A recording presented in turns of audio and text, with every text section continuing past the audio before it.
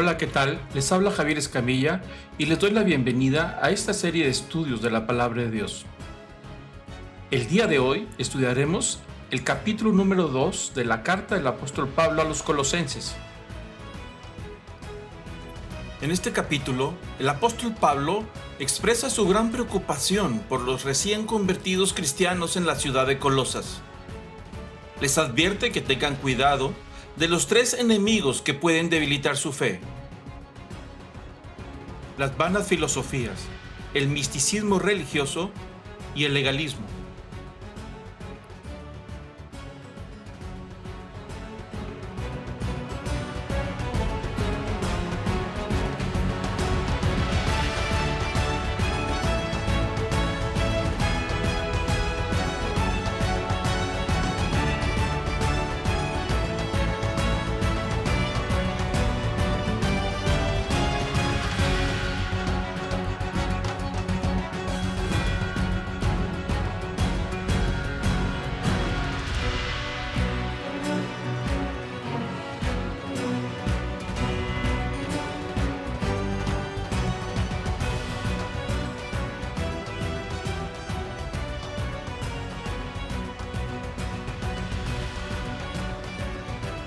Iniciamos. Que nadie los engañe con vanas filosofías. El versículo 8 es muy claro. Dice, mirad que nadie os haga cautivos. Es decir, cuídense de no caer en ser presa de ideas extrañas y filosóficas. Algo interesante es que tanto la filosofía como la religión tratan de explicar. La filosofía da respuestas a los cuestionamientos que se hace el ser humano. El cristianismo también da respuestas a los cuestionamientos que se hace el ser humano. Pero el origen de esas respuestas es distinto. Uno es resultado del razonamiento del ser humano, es decir, tiene inteligencia el ser humano, tiene un talento para observar, analizar, sintetizar, concluir, y va formando toda una estructura de ideas. Los griegos, su deporte nacional era el pensamiento, es decir, la filosofía. Desde los siglos anteriores a Jesucristo, 3, 4 siglos, ya había grandes pensadores como Sócrates, Platón, establecieron las ideas básicas, inclusive de las religiones mistéricas de los primeros siglos. Ellos establecen esas ideas y esas ideas se van desarrollando con nuevas filosofías, nuevos movimientos, y son opciones para la vida del cristiano. Para los tiempos del apóstol Pablo, del primer siglo, cuando escriben esta carta, había un sinnúmero de filosofías que era una propuesta para la gente para vivir de acuerdo a esos principios filosóficos, aparte de las religiones que existían. Entonces el apóstol Pablo dice, tengan mucho cuidado con las ideas, porque muchas veces son tramposas y los va a hacer cautivos. Algo interesante que pasa con la filosofía es que a veces a las personas nos gusta razonar, nos gusta entender y comprender cómo funcionan las cosas. Y cuando una filosofía es muy atractiva y presenta una propuesta muy clara y con mucho sentido, nos cautiva y nos atrapa. Por eso dice el apóstol Pablo, tengan mucho cuidado de que nadie los haga esclavos de las ideas. Los esclaviza, los va a atrapar por medio de filosofías y vanas sutilezas. Cuando dice vanas sutilezas, se está refiriendo a que es algo hueco. Por fuera se oye bien, se siente bien, tiene sentido la propuesta, pero en el interior está hueco, por eso se llama vano. ¿Se acuerdan cuando a veces decíamos, cuando íbamos a buscar las nueces a los árboles y por fuera la nuez se veía muy bien y al momento de abrirla estaba ya toda seca? ¿Qué decíamos? La nuez está vana. ¿Qué quiere decir? Que no tiene nada por dentro. Pero por fuera se ve muy bien. Cualquiera puede caer en la trampa, pero está vano, sorpresa. Como cuando dice Forrest Gump en aquella película, dice que su mamá le decía que la vida era como una caja de chocolates. Nunca sabes lo que te va a tocar. Bueno, por fuera se ve muy dulce, pero por dentro no sabes. Bueno, este es exactamente igual a lo que dice el apóstol Pablo. Dijo, hay filosofías, son vanas sutilezas, son tan despacito, es tan sutil que nos va envolviendo poco a poco y nos va enredando y quedamos atrapados. Pero por dentro no tiene nada, pero por fuera es muy atractivo. Y dice que estas vanas sutilezas están fabricadas o estructuradas según la tradición de los hombres. Es decir, son resultado del razonamiento del ser humano. El ser humano, más los griegos, que donde nace la filosofía, desarrollaron ideas muy profundas acerca del ser humano, acerca de las divinidades, acerca del cosmos, acerca de todo. Desarrollaron una estructura muy fuerte, pero está basado en sus propias observaciones. Es decir, es resultado de lo mismo. Y dice el apóstol Pablo, la propuesta de Dios a través de Jesucristo no es resultado del hombre, es una propuesta divina que se le presenta al ser humano y tiene la opción de escogerla o rechazarla. Pero la filosofía es resultado del razonamiento del hombre. El problema con los seres humanos es que nosotros creemos lo que pensamos y después rechazamos lo que creemos. Somos cambiantes. Por eso en estos momentos, en nuestra generación, hay ideas que hace décadas se rechazaban y ahora se aplauden y se aceptan. Y dentro de 20, 30 años se van a rechazar las mismas ideas que ahora aplaudimos, las vamos a rechazar. Los seres humanos somos cambiantes. Es decir, creemos lo que entendemos y si no lo entiendo, entonces no lo creo. Entonces, dice el apóstol Pablo que no es posible que basemos nuestra vida sobre un sistema humano que es cambiante y que depende de la comprensión del ser humano y que depende de las emociones del ser humano. Y como somos tan cambiantes, lo siento, lo acepto, ya no lo siento, ya no lo acepto. El apóstol Pablo dice que el ser humano necesita un código que regule su vida y que no dependa necesariamente de su razonamiento, sino que el origen de este código que regule nuestra vida venga directamente del trono de Dios, que se genera desde afuera y es presentado hacia nosotros.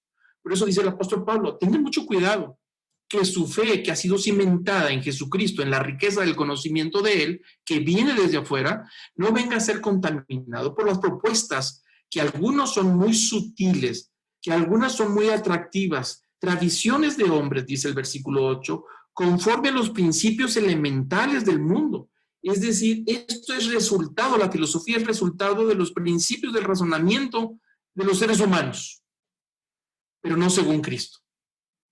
Entonces tenemos dos caminos.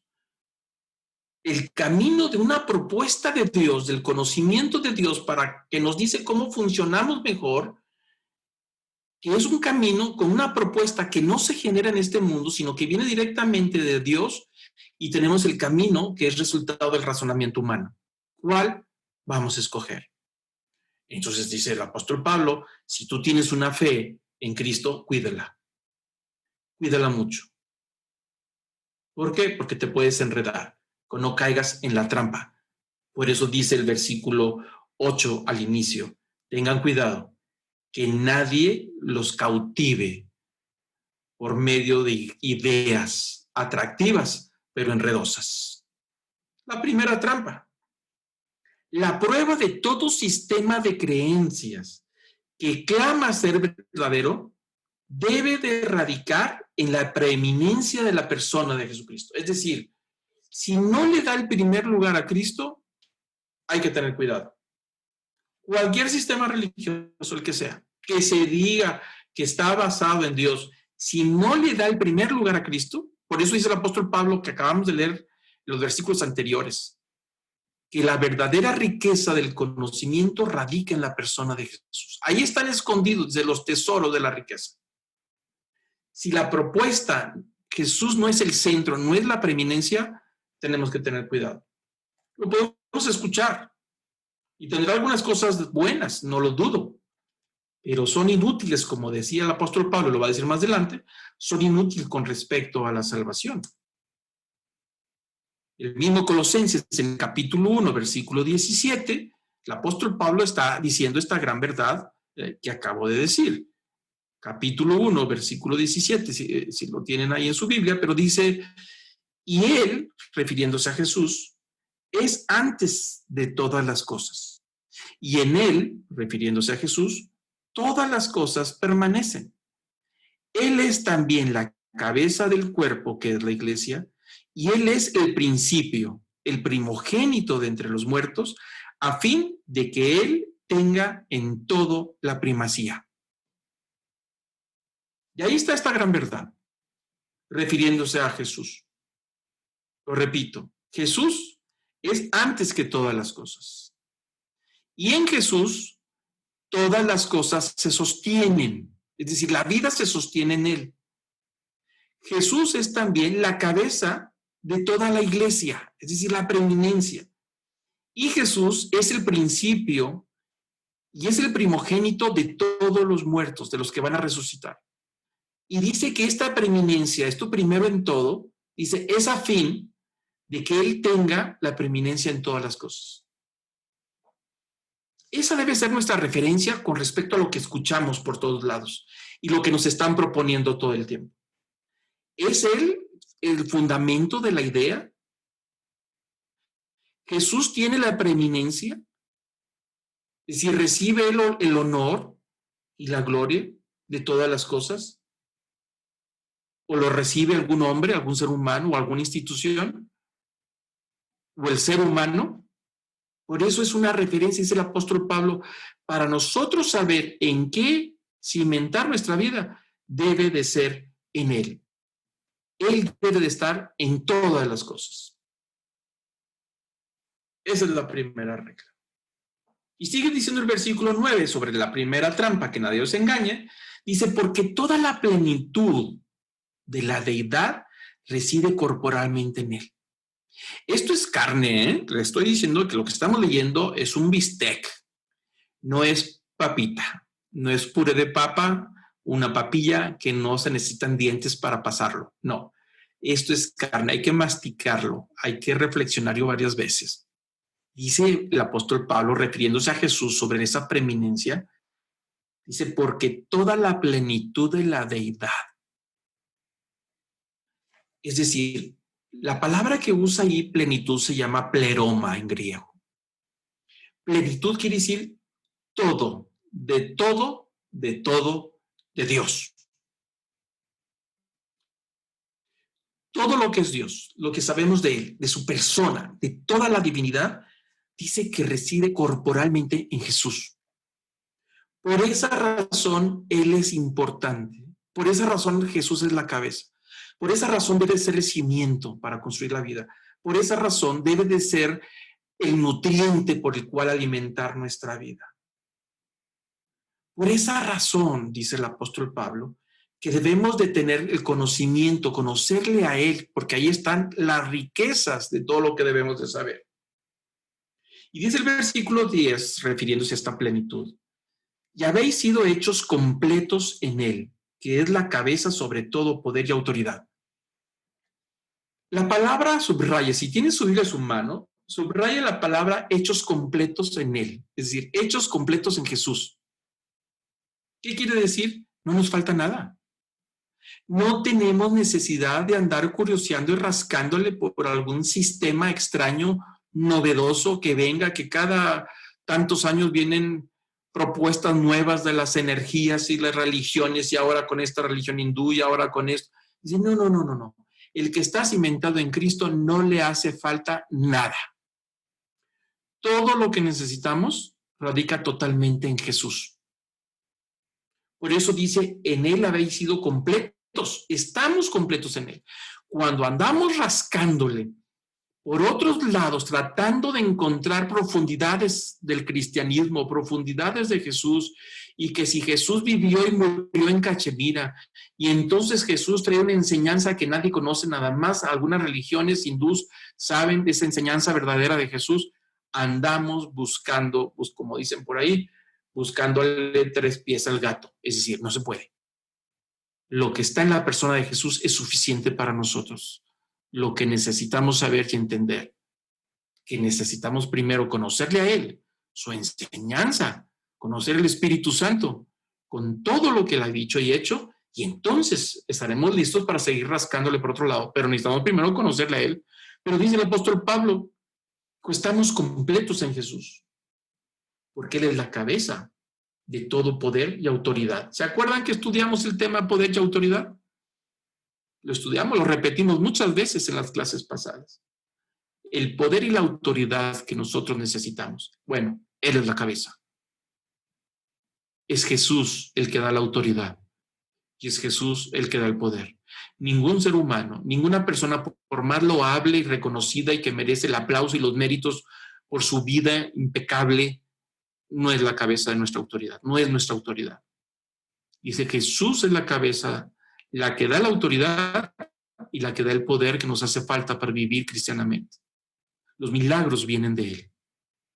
El versículo 11 dice, en Él, refiriéndose a Jesús, también fuiste circuncidados con una circuncisión no hecha por manos al quitar del cuerpo la carne mediante la circuncisión en Cristo, habiendo sido sepultados con Él en el bautismo, en el cual también habéis resucitado con Él por la fe, en la acción del poder de Dios que resucitó de entre los muertos. Dice el apóstol Pablo que nuestra nueva vida en Cristo es totalmente en Él. Y cuando dice que hemos sido circuncidados espiritualmente, hemos entrado a un pacto con Cristo.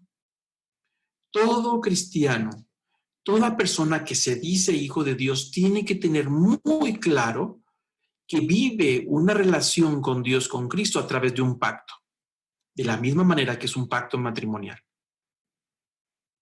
La relación con Dios está basada en un pacto. Por eso dice aquí, toca el tema de la circuncisión, pero es una circuncisión espiritual, porque la circuncisión era la señal para el judío de entrar al pacto con Dios. Hablaremos un poco de esto cuando entremos al tema de las bendiciones. Las bendiciones que vamos a estudiar, que son hermosísimas, son para los que están bajo el pacto. Eso lo vamos a ver después. Bueno, dice aquí que nosotros hemos sido circuncidados espiritualmente y hemos sido sepultados, es decir, en el bautismo a una muerte. La vida anterior que teníamos se queda atrás.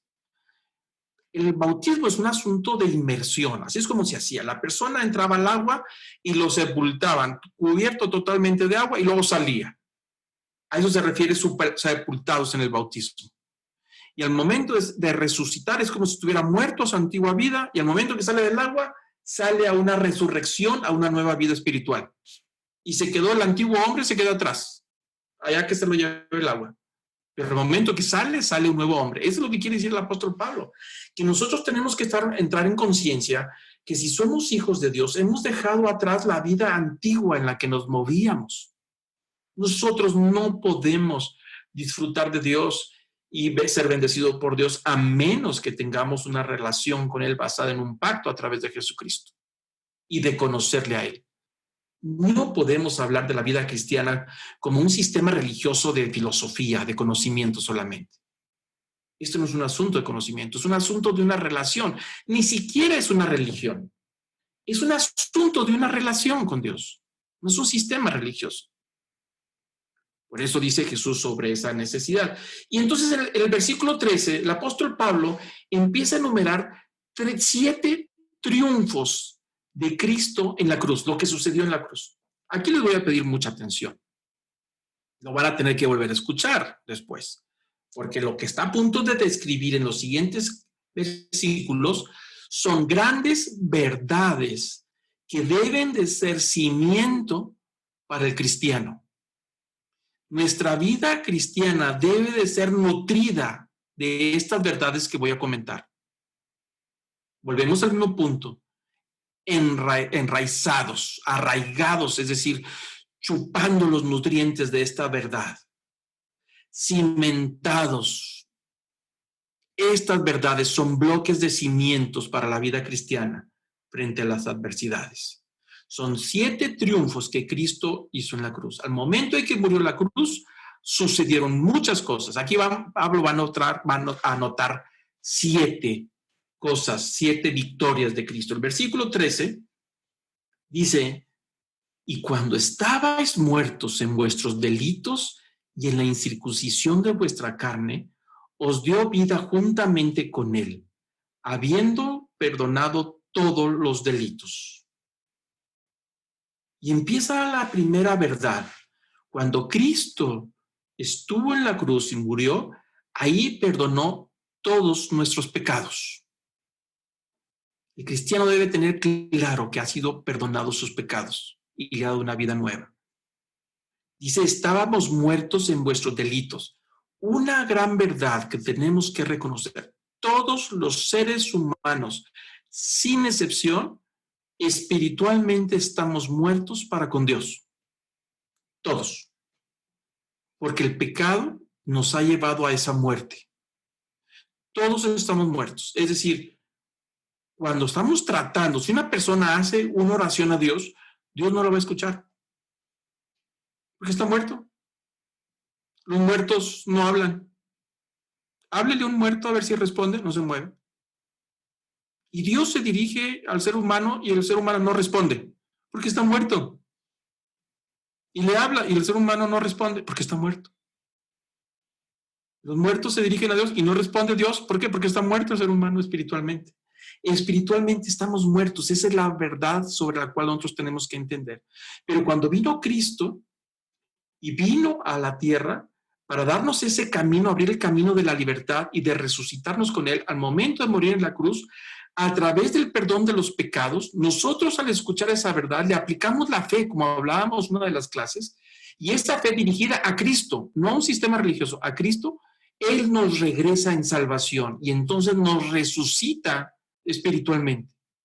Por eso dice el apóstol Pablo, estamos juntamente con Cristo, estamos vivos juntamente con Él, hemos resucitado juntamente con Él. El cristiano, las criaturas de Dios estábamos muertos espiritualmente. Pero el momento de aplicarle la fe en Cristo nos perdona los pecados y nos regresa a la vida. Hemos sido resucitados espiritualmente. Ahora estamos vivos y ahora sí, los que Cristo nos ha resucitado perdonando nuestros pecados, ahora tenemos una relación con Dios. Ahora sí podemos hablarle a Dios. Ahora sí Dios nos escucha porque ya estamos vivos. ¿Se acuerda usted de aquellos años 70? Bueno, los más jovencitos tal vez no, pero tenías el teléfono, esos teléfonos que siempre había una mesita especial para el teléfono en la sala o en la estancia familiar, y entonces ibas a hacer una llamada, te sentabas a un lado del teléfono y levantabas el teléfono y no daba línea. ¿Y qué decías? Está muerto. El teléfono está muerto. Es decir, no hay nada, no se oye nada, no hay comunicación. Bueno, así estábamos para con Dios, muertos, sin línea ni comunicación. Pero viene Cristo, muere en la cruz, perdona nuestros pecados. Nosotros le creemos, le aplicamos la fe y Él nos da vida. Y resucitamos ahora en el reino de Dios, pero ahora resucitamos como hijos de Dios, no como criaturas de Dios, como hijos de Dios. Y ahora sí hay una relación con Dios. Ahora Él nos escucha. Ahora nosotros le escuchamos. Y es una victoria de Cristo en la cruz. Y entonces dice el versículo 10 que perdonó nuestros pecados y nuestros delitos, lo que nos mantenía muertos. Y el versículo 14 dice, habiendo cancelado el documento de deuda que consistía en decretos contra nosotros y que nos era adverso. Es decir, cuando estamos en pecado, en nuestros delitos, la ley dice, la Biblia dice que la paga del pecado es muerte. Todos nosotros pecadores merecemos morir. Y entonces viene el enemigo, el diablo. Y entonces nos acercamos a la cruz y le aplicamos la fe. Pero el diablo viene y dice, no, Señor, Javier no puede ser salvo, no puede ser resucitado espiritualmente, porque aquí tengo yo un documento de todos sus pecados, de todo lo que ha hecho. Él no. Es un documento que me es contrario, que no me permite acercarme a Dios, ni me permite tener una relación con Dios, porque el documento de mis pecados me es contrario. Y el enemigo, el diablo, lo usa como documento. Haga de cuenta que van y le tocan a la puerta y dicen, venimos a embargar aquí todo lo que usted tiene. Y aquí hay un documento que dice que usted es deudor. Entonces yo estoy endeudado para con Dios. Yo no tengo manera de pagar con todo lo que he hecho. Y por lo tanto yo no merezco la vida espiritual. No merezco la resurrección. No merezco el perdón. Estoy muy endeudado y hay un documento que me es contrario. y el diablo lo usa. Por eso dice el versículo 14 que lo que hizo Cristo en la cruz, tomó el documento de la deuda, la letra, la escritura, el documento que me convertía en esclavo deudor. Dice ese documento que consistía en decretos contra nosotros, leyes contra nosotros, que nos es adverso y que no nos permitía acercarnos a Dios. Dice que Jesús en la cruz tomó ese documento, mi documento que me es contrario, y lo quitó de en medio y lo clavó en la cruz. Es decir, lo toma, dice, no, Señor, Javier no merece la vida eterna porque es pecador y tiene una deuda gigantesca que no puede pagar. Pero Jesús en la cruz, por amor y misericordia, toma toda la lista de la deuda que yo estoy endeudado para con Dios y la paga con su propia vida en la cruz. Paga el documento de la deuda. Por eso dice que lo clava en la cruz. Es la muerte de Cristo en la cruz la que me permite que mis deudas sean pagadas. El endeudamiento que yo tenía para con Dios es pagado por la vida y la persona de Jesús al morir en la cruz. Por eso dice esa gran verdad, que Él canceló ese documento de deuda que me era contrario, que me declaraba culpable, que no me permitía acercarme a Dios, lo toma en la cruz y lo clava en la cruz, cuando Él está crucificado. Poderes y autoridades. Y aquí entra algo muy interesante. El enemigo viene todo el tiempo a decirme que yo estoy endeudado, que yo soy pecador y que yo no merezco lo que Cristo hizo por mí en la cruz. Y que yo no merezco esa relación con Dios porque yo soy pecador. Y cada rato va a estar diciendo y viene y me toca la puerta y me dice, ¿tú qué? Ahora sí, mira nada más. Pero dice Pablo que lo que hizo Jesucristo, aparte de quitarles el documento a los abogados mafiosos, no estoy hablando de abogados buenos, que hay unos muy buenos, estos abogados truculentos y mafiosos y tendenciosos que traen el documento para estarme aterrorizando con llamadas todo el tiempo y mandan recordatorios de mi deuda y no me dejan dormir ni descansar de todo lo que debo. Dice que Jesús les quitó los papeles a estos abogados espirituales maléficos que no me dejan descansar, se los quita y los clava en la cruz. Y aparte lo que hace con ellos, con estos espíritus de maldad, estos poderes, despojando a los poderes y autoridades. Al diablo le quitó el poder y la autoridad para estarme acusando de lo que hice, porque Cristo ya pagó por mí. Y dice, hizo de ellos un espectáculo público, triunfando sobre ellos por medio de él. Quita el documento y luego lo clava en la cruz y luego le quita el poder a estos enemigos, estos poderes opresores de maltrato, me está oprimiendo espiritualmente. Por eso el cristiano no puede vivir bajo opresión maléfica. El cristiano es libre. Aquel que ha sido resucitado con Cristo no tiene por qué vivir bajo el temor del diablo. El diablo no le puede hacer absolutamente nada. No lo puede tocar porque ahora le pertenece a Cristo. Y dice que Jesús en la cruz despojó a estos poderes, a estas autoridades que estaban sobre nosotros y los hizo un espectáculo público triunfando sobre ellos en medio de la cruz. ¿A qué se refiere el espectáculo público? Se lo voy a explicar cómo sucedía en aquellos tiempos. Cuando estaba el Imperio Romano en guerras, allá por el norte, las Galias o pueblos vecinos que estaban molestando al Imperio Romano, se iban los generales y pasaban en campaña 1 año, 2 años, hasta que vencían y atrapaban al rey, a la cabeza, a los líderes, a los que conducían esa rebelión o esa guerra, y se lo traían a Roma. Y entonces cuando ya anunciaban que iban a llegar por la vía principal, la vía Apia, iba a dar exactamente a los edificios civiles públicos, a las plazas, ahí estaba toda la gente esperando el momento de la entrada de los generales. Ahí viene el ejército romano de la batalla de la victoria y van adelante los tesoros, van anunciando los tesoros que hay, el botín para presentárselo ahí al Senado, al emperador romano, y viene el general al último atrás en su carruaje y viene con estos líderes, estos reyes que se levantaron contra Roma, encadenados. los exhiben públicamente. Y ahí se levanta la turba, el ruido, los aplausos a favor del general y los abucheos contra estos reyes que hicieron la vida difícil a Roma. Ahí está el espectáculo y los hacen pasar 2, 3 vueltas para que la gente les avienta cosas y los maltrate, y ahí están encadenados, exhibidos públicamente. Bueno, esto es lo que dice el apóstol Pablo, que Cristo hizo con el enemigo, con el diablo. Le quitó poder y le quitó la autoridad. Y aparte, los hizo espectáculo público. Ahí está el enemigo, el que te quiere hacer daño. Ya no te puede hacer daño. Dice, y triunfó sobre todos los poderes del maligno en la cruz. Cuando Cristo murió en la cruz, le aplastó la cabeza a la serpiente. Le remachó con el talón y se cumplió la profecía que decía que se levantará alguien y que aplastaría la cabeza a la serpiente. Eso fue lo que pasó.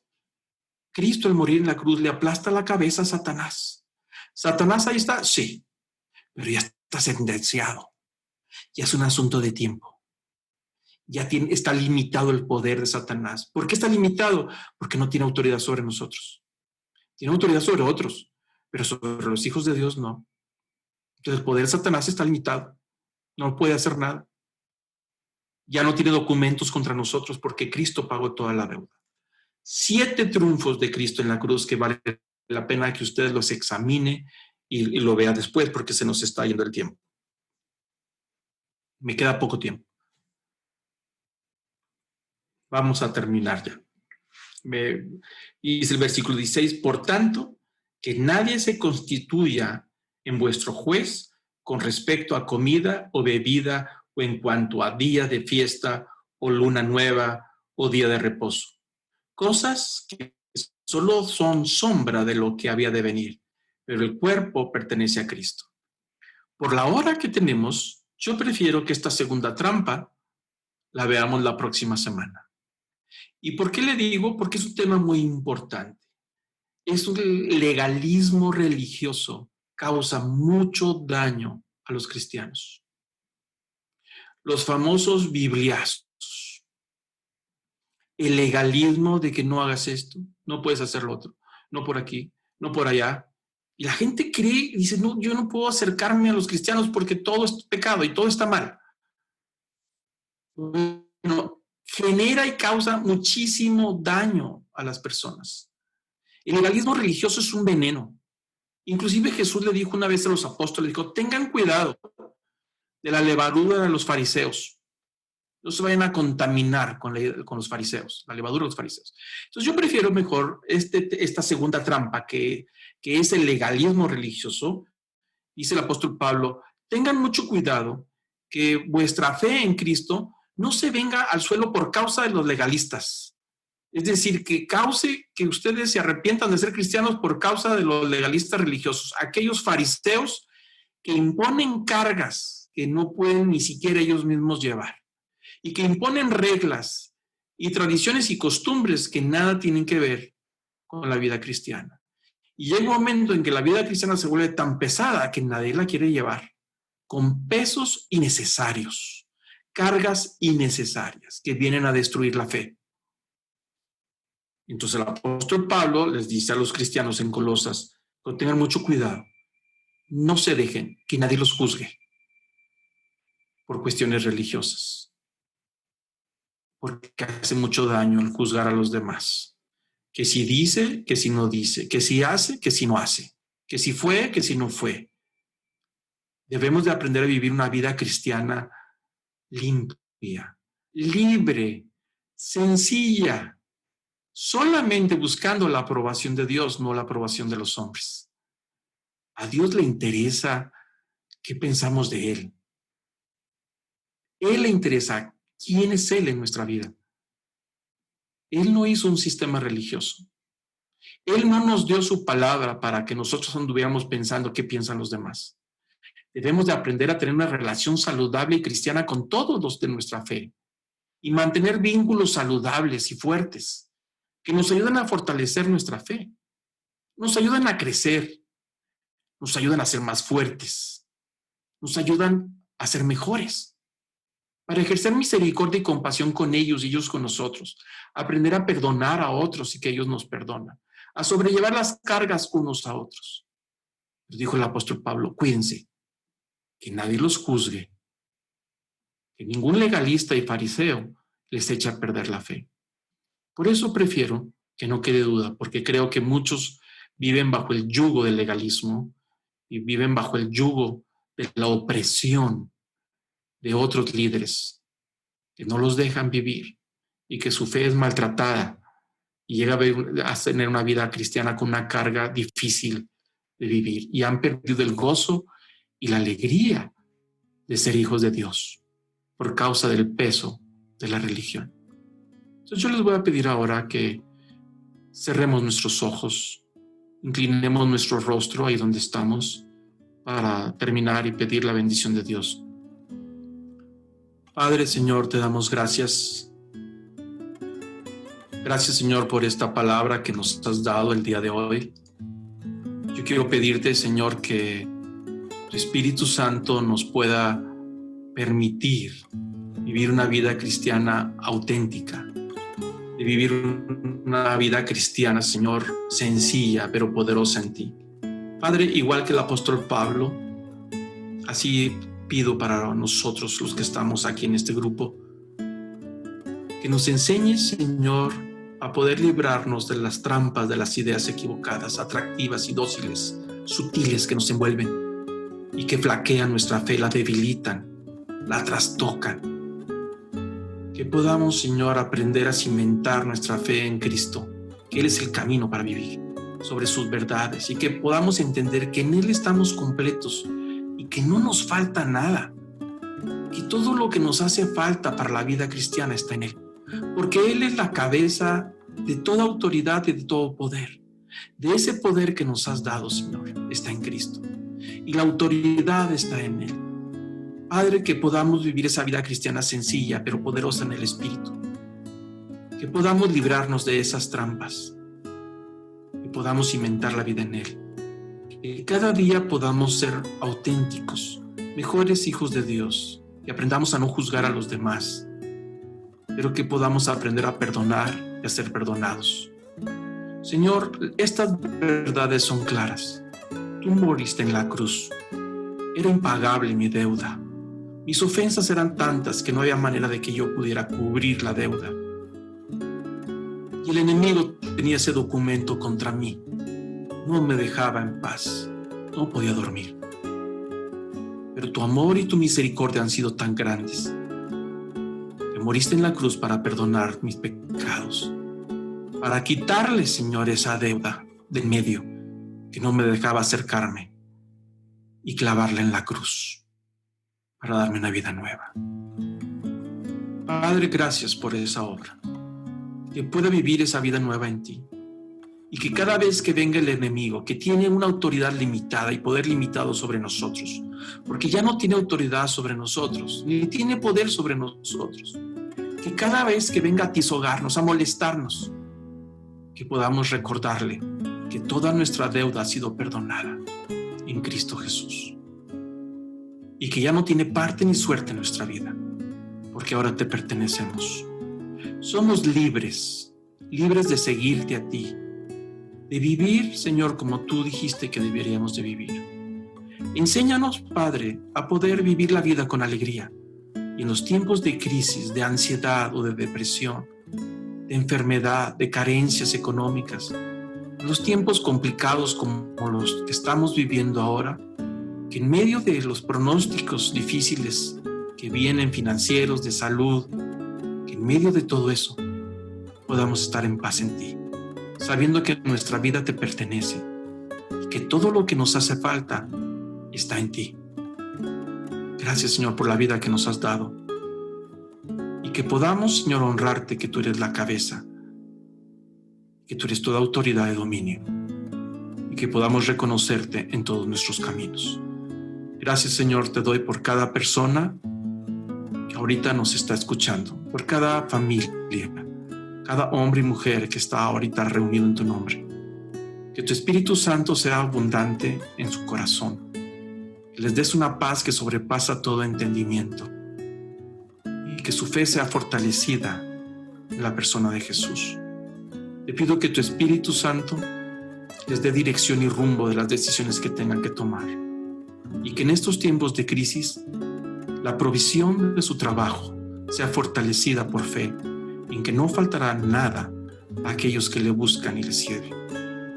Padre, te pido que los bendigas y los prosperes, que guardes su salud y que todos tus temores sean echados fuera en el nombre de Jesús, y que la paz que sobrepasa todo entendimiento gobierne sus pensamientos y sus corazones. Para gloria y honra del nombre de Cristo Jesús. Amén.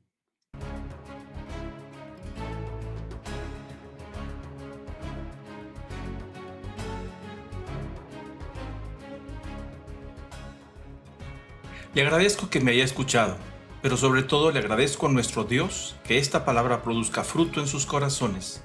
Hasta el próximo episodio. Que Dios los bendiga.